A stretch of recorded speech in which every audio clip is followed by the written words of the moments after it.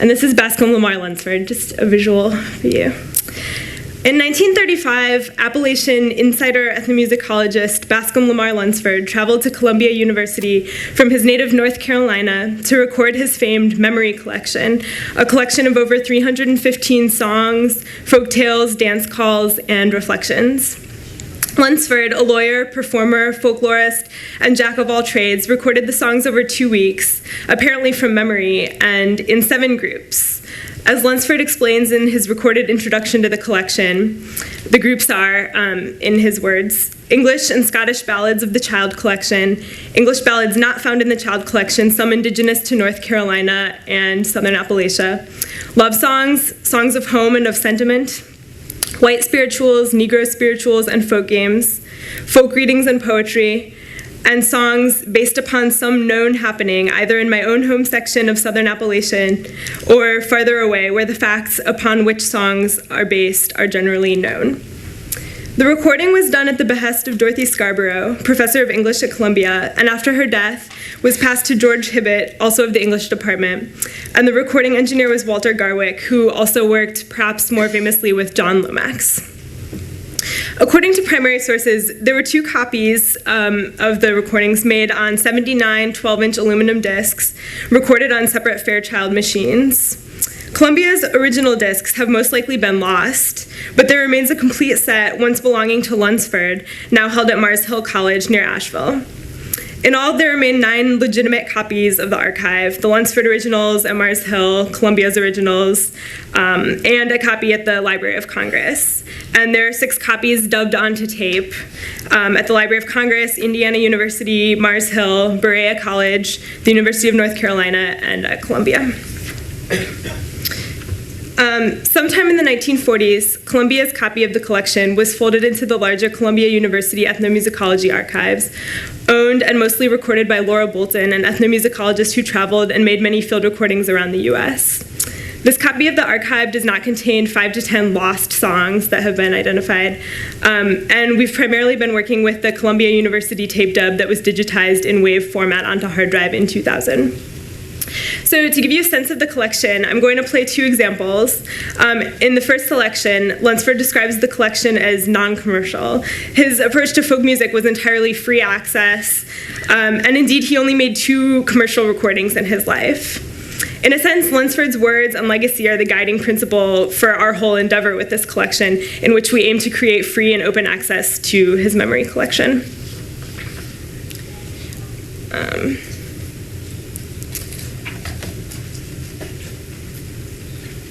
I found that song in the heart of a friend.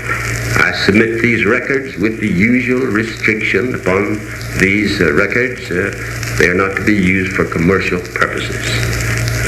This, March 3rd, 1935, Bascom Lamar Lunsford, minstrel of the Appalachians, recording for Columbia University at New York City.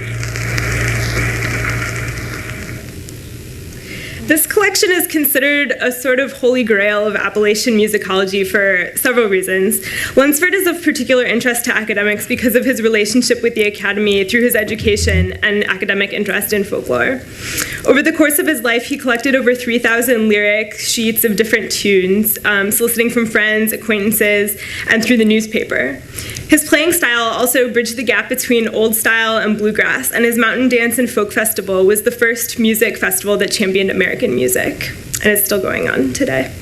This tune that I'm going to play next appears on Harry Smith's Anthology of American Folk Music, but is given quite a different context by Lunsford's introduction, and it sounds different if you've heard.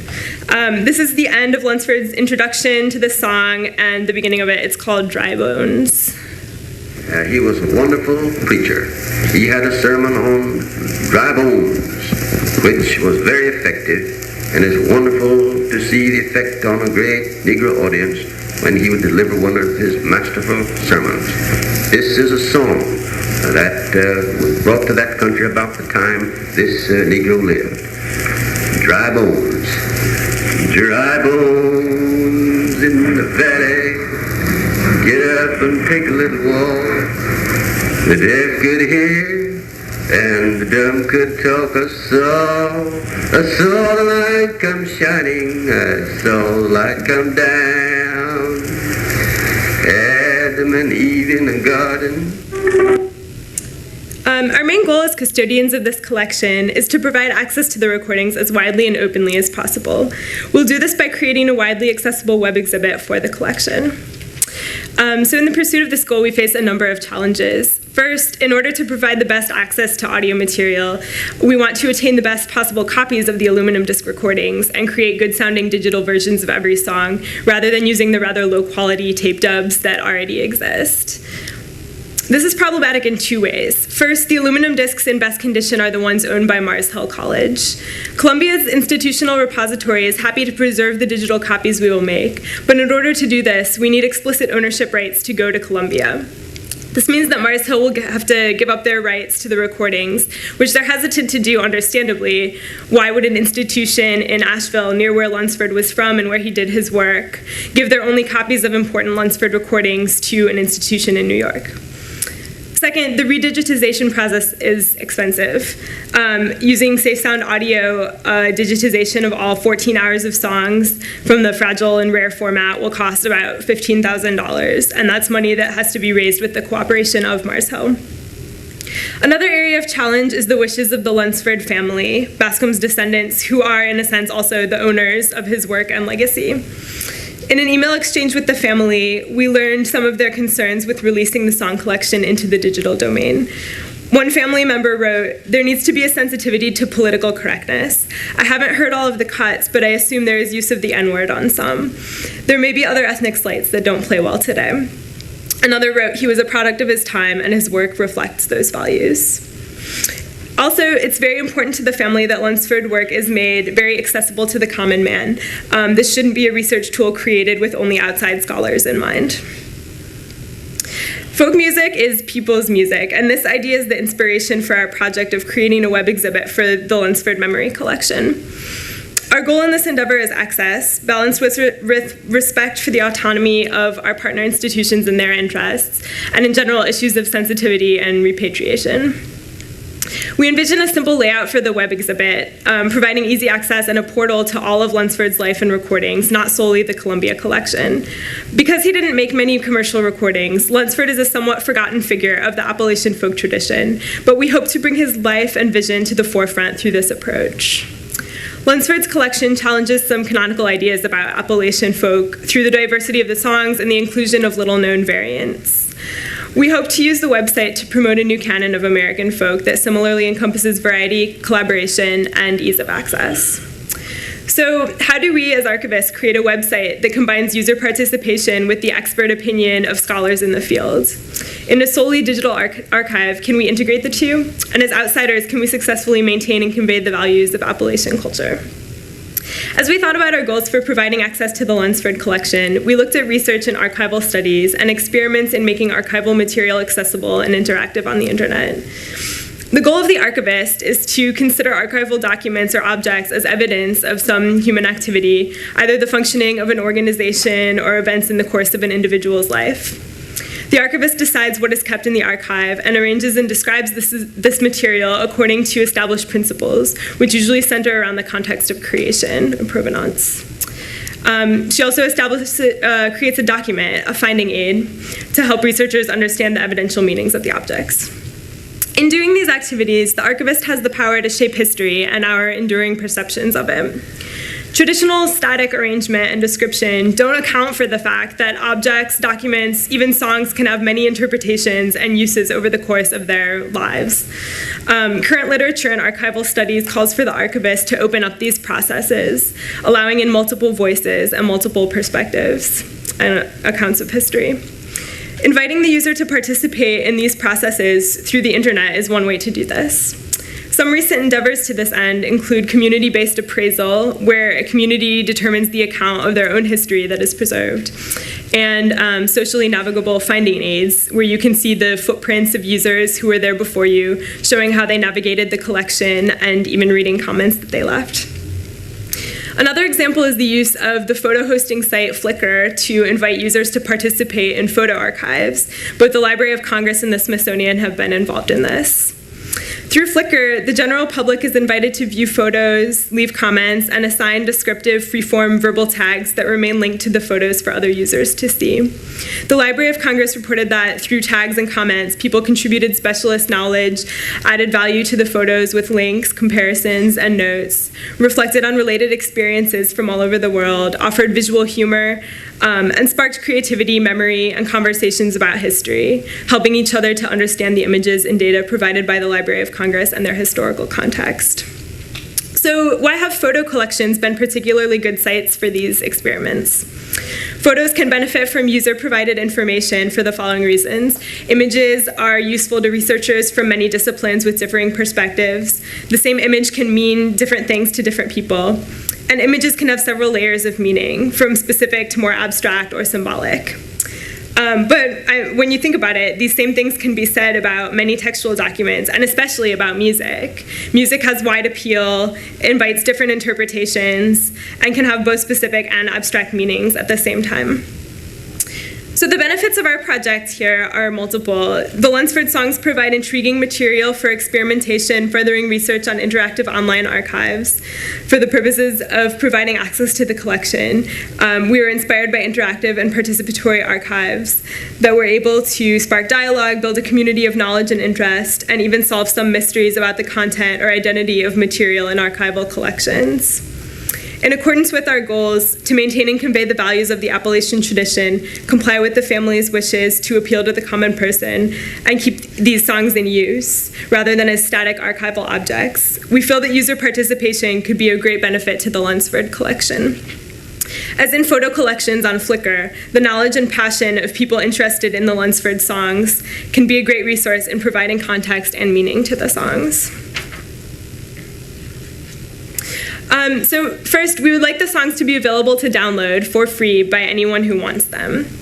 We would like to provide some expert-sourced information as a jumping-off point of context for the songs, but we would like each song to have its own comment section where visitors of the website can help interpret lyrics, chords, and meaning of the songs, and share these with others.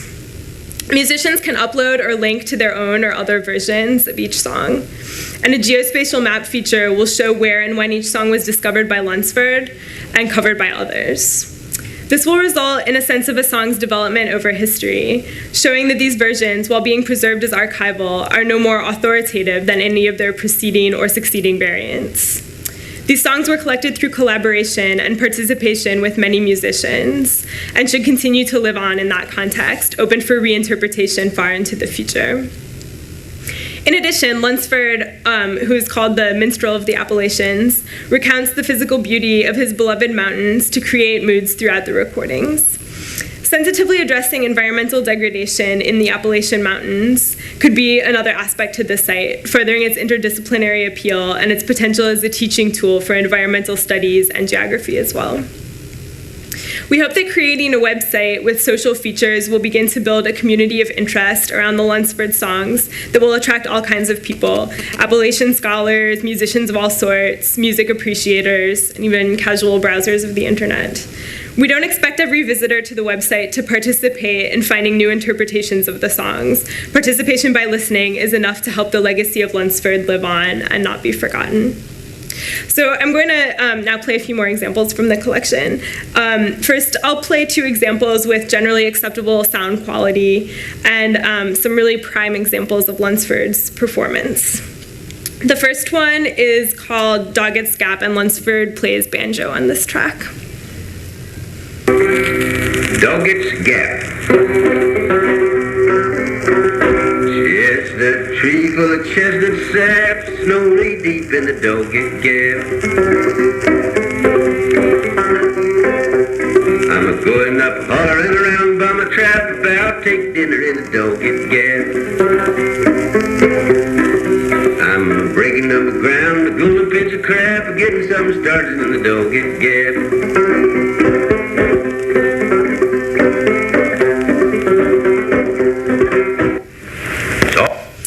And this next one is called Shout Lily, and it has a great Lunsfordian introduction. Always been a delight of mine to go high into the mountains and spend the night with the mountaineer in the mountain cabin in his little mud daub happy home, take down the old tack-head banjo and sing Shout Lully. Shout, little Lully, shout your best, your old grandma's gone to rest.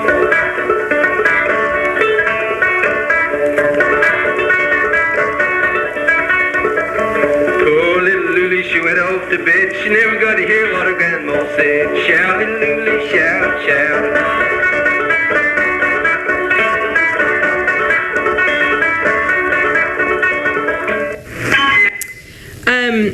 Now, here's one more example. This one is called Sifting Sands, and it's a little more problematic in a couple of ways, representative of some of the challenges of this project. First, as you'll see, the audio suffers from a lot of skipping that occurred during the production of the tape dub master, which is why we need to redigitize the collection from the original discs before releasing it online. And also, if you listen carefully, this is one of the songs that might raise some sensitivity issues that Lunsford's descendants were concerned about.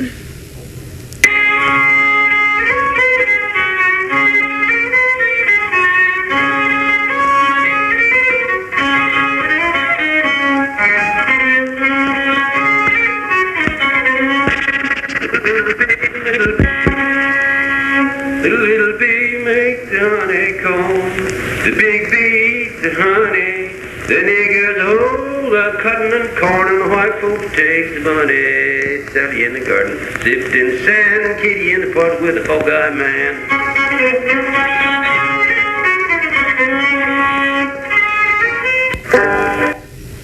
So the sound quality of that fiddle doesn't sound that great either.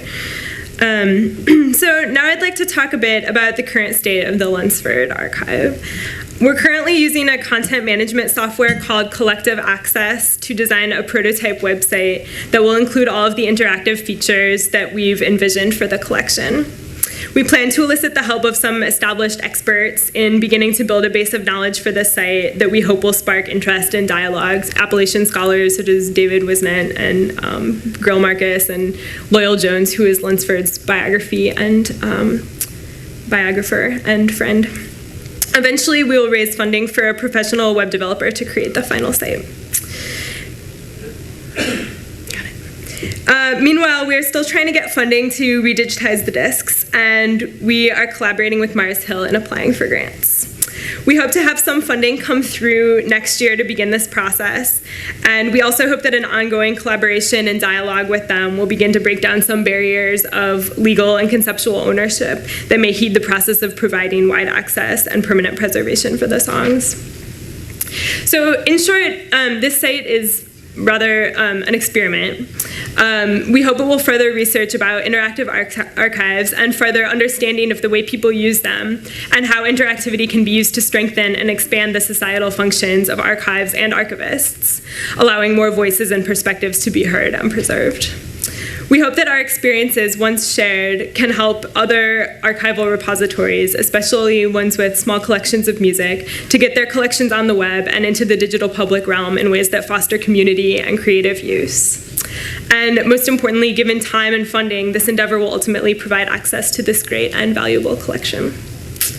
And if I have another minute left, I'll play one more song. This is probably the most well-known song that Lunsford is credited with, called Mountain Dew, so some of you may know it.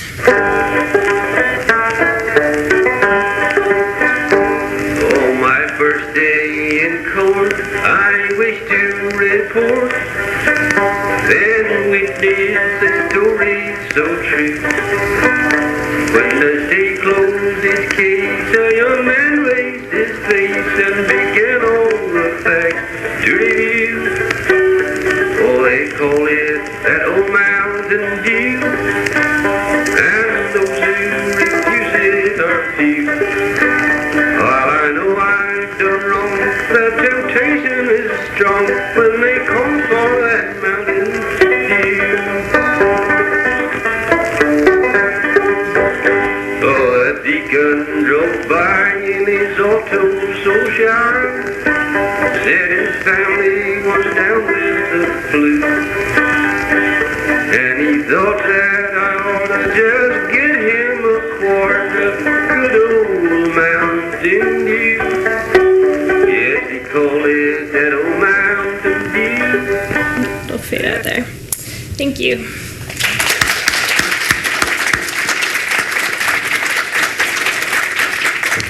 Thank you, Emily. We have a few minutes for some questions. Does the Lunsford collection also have any sort of papers or correspondence that go with the actual recordings, and are those going to be available too? Lunsford's documents are all at Mars Hill College and Berea College in Kentucky, and I think that any papers that correspond with these recordings specifically are also subsumed in that collection, probably at Mars Hill. Yeah, we haven't, but we would really like this site to be a portal to that kind of thing, and as well as photos and things like that I think could really enhance this collection, which is part of why it's very important to have a partnership with those kinds of institutions, and that's very possible in the digital realm. So, have you investigated the digitization process for the aluminum records yet? Have you looked into that at all? Do that? We have corresponded with Safe Sound about that. I know that they wrote up a proposal for us about how it would be done. And actually, my colleague is the one who corresponded with them. But I did see that report. Did you have a specific question about that? I'm not sure. You probably have to use cactus. No. If you could play them on an acoustical machine, maybe. No, they could be played on a modern machine. Yeah. I've done hundreds of them. Yeah. So, Yeah. believe me, don't use cactus. Noted. Okay. Any other questions? I'm scratching my head. I'm trying to remember. What labels did he do his commercial recording? Was one of them both ways? I am not sure, actually. Someone else in the room might know. Yeah, I should know too. I think there was one in the Riverside Folk Series. Yes, a 12-inch LP on Riverside from the late 50s. That's what I own it. Jeez. Well, good. All right. Great. Well, hopefully within a year or two, if all goes well, this will all be available. So check back if you're interested. I have one question since we have a minute. So it's a really great idea. I love the idea of having these available as not just something that's presented, but like you said, an interactive archive, because it's so much a part of our heritage and our national heritage. But at the same time, the performances are Lunsford's, and given his stated restrictions on the recordings, these are not to be used for commercial purposes. If you're making them available for download, how do you protect against them being abused? Of course, you wouldn't be, this project wouldn't be doing anything like that, but how do you protect them from abuse from others who can take them and issue them commercially, reinterpret them in ways that, especially if the family is already concerned? Is that something that you've taken into account, or is it? Yeah, I mean, that's a great question. I guess I should have mentioned we plan on making them available under a Creative Commons license. I mean, that doesn't, that won't prevent the songs from being abused if they're going to be. But that's one step to be taken, a Creative Commons license that asks for, if these songs are reused in any way for attribution, we would specify they are not to be used for commercial purposes, and that they're not to be altered and republished in an altered form. I think we would go that route. So, I mean, that's one preventative step. I mean, I guess that's like a big question of the internet, and having things in digital format all makes it so much easier for them to be appropriated in ways that may not be productive. It's one of the questions that comes up and is a bit of a dividing line between archives, particularly ethnographic archives, and libraries that deal with commercial materials, where the commercial materials were meant to be circulated far and wide and monetized. The ethnographic ones were generally not. And so the idea of access is a bit different. And I think even with Lunsford himself saying on the recording, this is not to be used for commercial purposes, to me that would not necessarily negate making it available for download, but you would want to try to find out, maybe by talking to the family, what were his reasons for saying that. Maybe it was just that he didn't want them issued right then for commercial purposes because they would interfere, he thought, with sales of his actual commercial recordings. Or there might have been reasons that you could rationalize. Okay, now in 2011, it's probably okay to do that. Yeah, that's an interesting point and an interesting interpretation. Yeah. I guess the way that we interpreted that was, as opposed to commercial purposes, they were to be used for scholarly purposes and learning purposes. And sharing purposes, but that's true. There could be other interpretations of that. Yes, it may be in his papers. True. Yeah.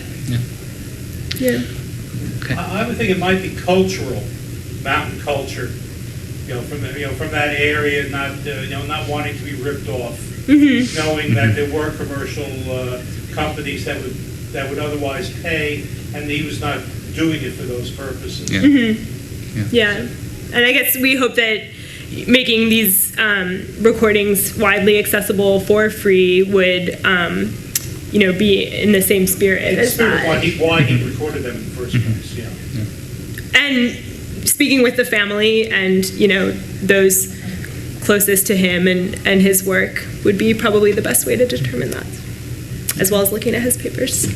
Thank you very much, Emily. Thank you all for your comments.